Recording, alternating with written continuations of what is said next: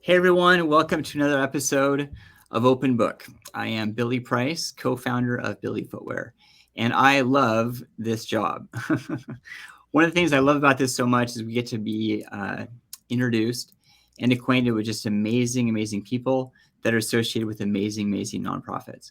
And on screen today we have Mike, and it's going to be an awesome conversation. So Mike, thank you so much for your time today. My pleasure. Thanks for having me. So quick introduction here. So I'm going to look over here to the screen because I don't want to mess this up. But Mike is he's one of the co-founders of the Syngap Research Foundation, or the Research Fund. And he and his wife started this. We'll learn about the story in just a little bit. But just a quick synopsis of the Syngap Research Fund. I'm going to read it on my monitor so I don't mess it up. It's a global group of families committed to accelerating the science to cure Syngap and by supporting each other. So Mike, Syngap. We talked a little bit about it in preparation for this call. You blew my mind, and I was hoping that you could kind of frame it the same way you did for me, and put some perspective on what Syngap is. Sure. Syngap is the name of a gene. Syngap 1 is actually the name of the gene, and it makes a protein called Syngap. And when we're born, when we're created, we all have a little spontaneous mutations in our DNA. Happens to everybody. Most of them happen in places that aren't important. My son and other kids with Syngap had those spontaneous mutations. Think of them as just typos in a really important gene called Syngap1. And that's a gene that's essential for the brain to work. And as a result of that gene having a typo, one of the copies doesn't work. We all have two copies of every gene, one from mom, one from dad. And my son, one of those copies, they won't tell us which one, but one of those copies, it doesn't work. So my son has 50% of the necessary protein because he only has one copy that works. And when you're missing this important gene, there's thousands of genes in the brain, but just missing this one important gene. And as a result of that, my son has all of these horrible maladies. And the big ones are epilepsy, autism, and intellectual disability. So he's slow, he has seizures, and he has terrible behaviors. On top of that, he has muscle tone issues, he has sleep issues, and he doesn't feel pain. I mean, the list seems to go on and on and on. But the big three are, if you see behind me, I've got these three colors on my board: purple, blue, and green. Epilepsy, autism, intellectual disability. And it's from birth and will be with him for his whole life unless we find a way to do some sort of next generation medicine and fix it. And that's where Syngap Research Fund came in. And you and your wife, you started this because of your son, but I mean, the community that you've created and people have come to you, and the amount of eyeballs and the people you're getting in front of, it's absolutely incredible. And I can't do it justice. So I was hoping you could touch on that too. It's been a lot. And my wife and I started it.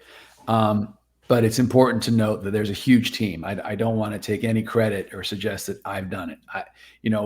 I've had the luxury of starting things in the past, so I kind of knew how to gather people, and we've just been really lucky. If you go to our website, you'll find there's 14 families on the board, right? All those people work really hard, and on top of those 14 families, there's dozens of volunteers. So we have a big army, which is good, because what we're trying to do is crazy.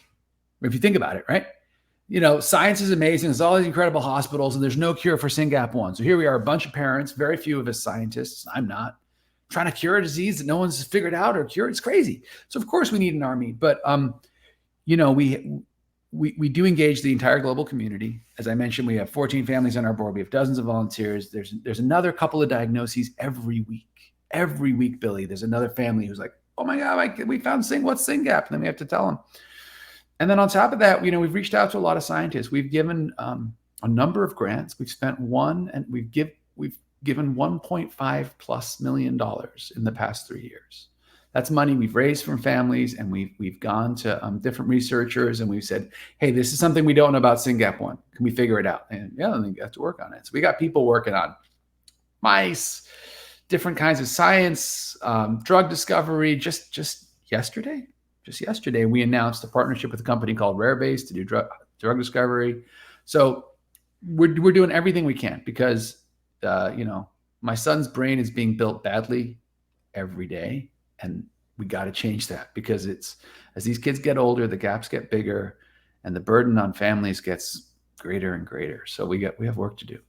Yeah. I don't know if I answered your question, Billy. I'm sorry. No, you totally did. I mean, it's just, it's so big. It's just a matter of trying to wrap your arms around it. And Yeah. you pointed out the website. I mean, your website, I've gone through there. There's so much information, and it's such a beautiful website. I mean, it's such a hard problem, but it's such a beautiful website, because it's the part that I was so inspired by is like the warriors. I mean, all the kids. I mean, you've listed all the kids. Every single one of them has a story, and there's all these different videos, and every single one of them touches your heart right to the core. Yeah. And I mean, even the video for you and your wife and your son, you're talking about, I think that video is a number of years old. It was right after you got diagnosed, maybe in 3 years ago. 4. Yeah. And how old is he now? 7. Okay. Yeah. 7.5. And you're touching on how, well, I mean, what's the routine? I mean, it sounds like he gets up at the same time each morning to have a conversation. Good question. Unmedicated, there's no routine. It's a hot mess. He'll wake up in the middle of the night. He won't go back to sleep. He won't. Unmedicated, our kids don't sleep. So you have to give melatonin to knock him out. And there's normally another medication to keep him asleep, depending. I can go off on that forever, but it doesn't matter. Medicated, thank God. Tony wakes up roughly around the same time. He wakes up in the middle of the night and he'll crawl into our bed. But then around 7, he'll get up. I mentioned the hypotonia. So our kids have hypotonia, which is low tone, which is not lack of strength. Our kids can be very strong, unfortunately. But their muscles can't hold their shape. So hypotonia, gross motor skills, which means coordination, they're a little clumsy, and fine motor skills like using their fingers, which is where your shoes come in, by the way, all of those things. So with these maladies, Tony gets up in the morning, plus behavior. You can't be like, Tony, do this or you get in trouble. He doesn't care if he gets in trouble. And it's fun for him to just go off. So, you got to, from when he wakes up, you got to be on him. You got to get him to the potty. You got to he's in diapers because he doesn't feel pain. He doesn't feel sensation. He's 7 and I'm still changing diapers. Not great. I'll be honest. So you got to take his diaper off, you got to toilet him, get him dressed, take him downstairs, let him eat. The spoon isn't easy. Sometimes you have to feed him. Then you got to get him dressed, put your shoes on every morning. I mean, when I heard about you guys doing the partnership with groups, we were all like, yes, we all wear your shoes. So, you put the shoes on and you zip them up, and then you either get them on the bus if they send the bus, or you send them to school. And that's every day. But, the point with our kids is you got to be on them, because A, they need the help, right? And B, if you turn your back on them, they're going to do something crazy. They're kids. At the end of the day, they're still kids. Yeah. And even when they grow up to be adults, they're intellectually disabled. So mentally, unfortunately, they're still kids. And kids do crazy stuff. They have impulse control issues. So they run off, and our kids are many of our kids have autism diagnoses. And a signature move with autism is elopement, which means if you turn your back on a Syngapian, something's going to happen. And one of those things might be they just go. Right. And so, every Syngapian parent has a couple locks on their house and probably a perimeter. And if you're not looking, something exciting is going to happen. Well, I was going to say, I mean, it's like these stories and stuff. I mean, and in the position that you're at right now, oftentimes you're the one to like be that ear to listen to these new stories. And also the question of, I'm sure, why comes up all the time. And I'm sure that, how do I get through this? And it's more of just like being a shoulder and being an ear and being a support culture to, work together as a community.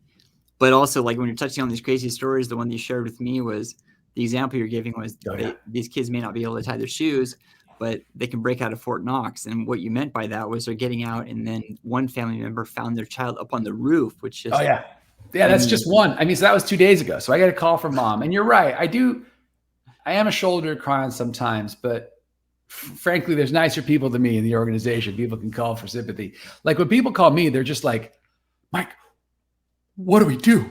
Because they know, right? I mean, I quit my job. For the first year we'd started SRF, I was pretty dumb. And I was like, we're just going to raise money and fund science. How hard can it be? It's hard. And the trouble is you also got to engage and support the family. So 2 years ago, I was able, because my wife works with her support, I was able to leave my job, and I now do this full time as a volunteer, right? So I have the privilege of talking to a lot of families. So the case you're talking about, mom calls me up, kid is 8-ish, and she said, I woke up, boy woke up, because our kids wake up at random times. And you know, our kids have fine motor issues. I don't know how he did it, but somehow he climbed out of his window and he got onto the roof. So mom and dad wake up and they hear a new sound and they're like, what's going on? And they go to his room. Where's kiddo? And they look outside. There he is sitting on the roof. God bless him. They got a ladder, got him down. I'd have called the fire department. I'd have done it. But you know, that's just one. I was talking to another mom a couple weeks ago. Turned her back. Boy's getting bigger. You know, the bodies grow. Our kids are healthy and strong. They're fierce. The impulse control is an issue, and the intellectual disability is heartbreaking. So she's got a kid, I think under 10, still in diapers, turns her back. He's gone. He's gone out the back door, over the fence. So you got a half naked, you know, almost teenager in a diaper running down the street. And it's tough. It's tough on our families because they just got to go deal with it, you know? And then first you got to get to your kid. Then you got to make sure your kid's safe. Then you got to deal with all the people who are looking, and you're like, I don't want to go there. But and that's when you're reminded how rare this disease is, like how unique the lives that our parents lead are, and things that normal people, that's such a loaded term. Parents of normal neurotypical kids take so much for granted, like being able to put on shoes, right? Like just, you know, I was talking to a friend yesterday. I said, I'm gonna do this cool interview with Billy tomorrow. And she was like, Billy, I was like, yeah, the footwear, like those that Tony wears. She's like, oh my God, I bought 30 pairs of those for my kid. And I'm not making this up. You're not paying me to say this. This is just true. Like in the special needs community, our kids, you know, you started this because you had a neck injury and you know, shoes are something you couldn't overcome, but our kids are born and always unable to get the fine motor together to tie a shoelace. It's actually harder than people realize. And so, you know, what's wonderful about your product and why I'm so happy to have this link to share with my people and to tell people about it is it's one less thing that our parents get to deal with. They just buy your shoes and they just zip them up. Kids got cool looking shoes on, you know, as opposed to either sitting there and hoping to God you can tie a shoelace while they're wriggling around, which is hard to do, and it's going to come undone anyway, or something else. And so, yeah, it's a hard life for our families. I'll be honest. And SRF works every day to develop therapies to make it easier to help our kids. But in the meantime, we got to support parents who every day are loving a beautiful soul and a healthy body with a slightly broken brain. And it's a lot, but it's what we got to do. It's why we're here. Yeah. I mean, there's that gravity, and then there's just the quote, like normal, like day to day, where you have to go to work to put food on the table. Yeah. And it's just so much. And you touched on it a little bit earlier.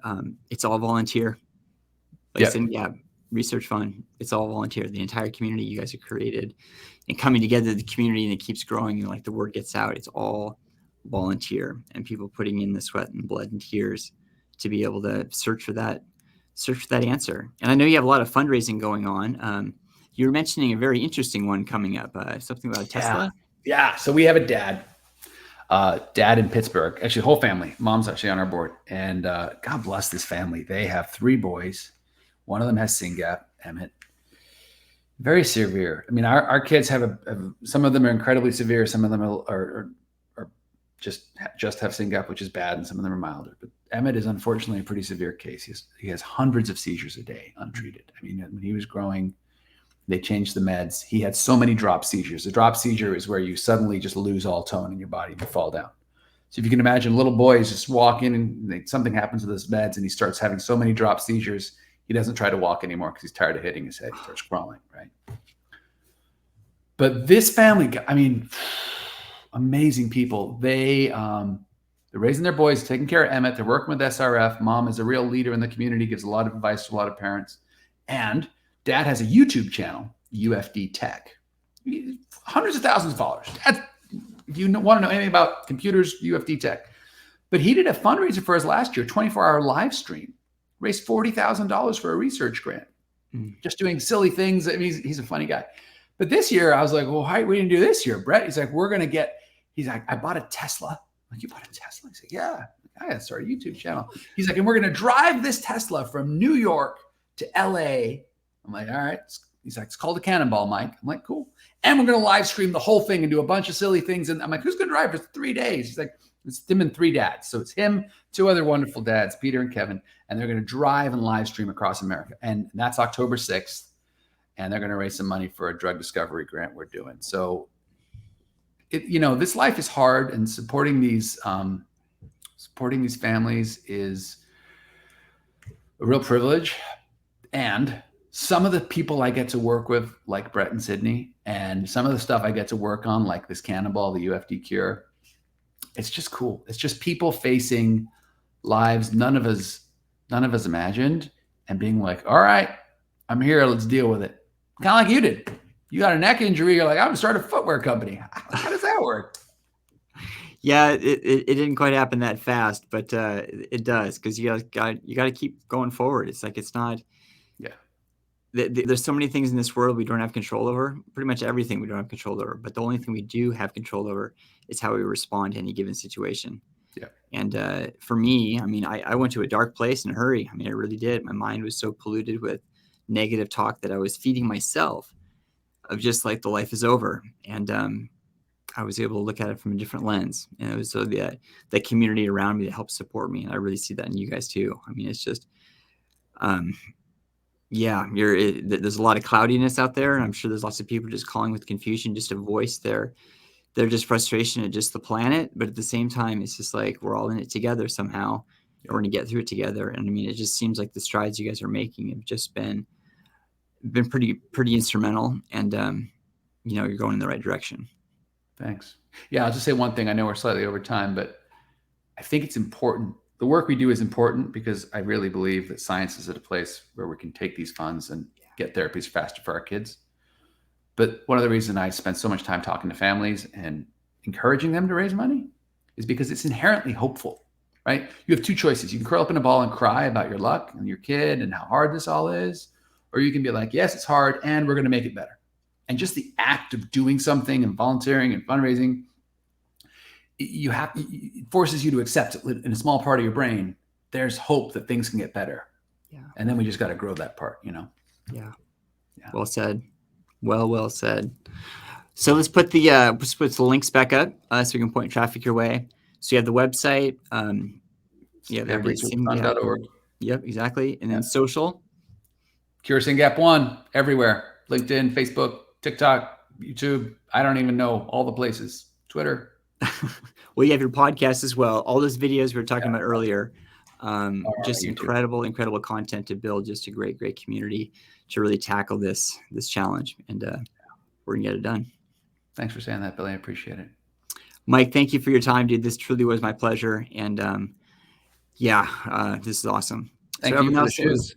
And for the 10% discount. People in my organization, go to our social and find the link. Well, I'm so glad you guys reached out. I mean, it's such an honor to collaborate with you guys, for sure. Thanks. Same here. Everyone else that tuned in today, this is another episode of Open Book. We will have another one next week. So until then, take care. Thanks, Billy.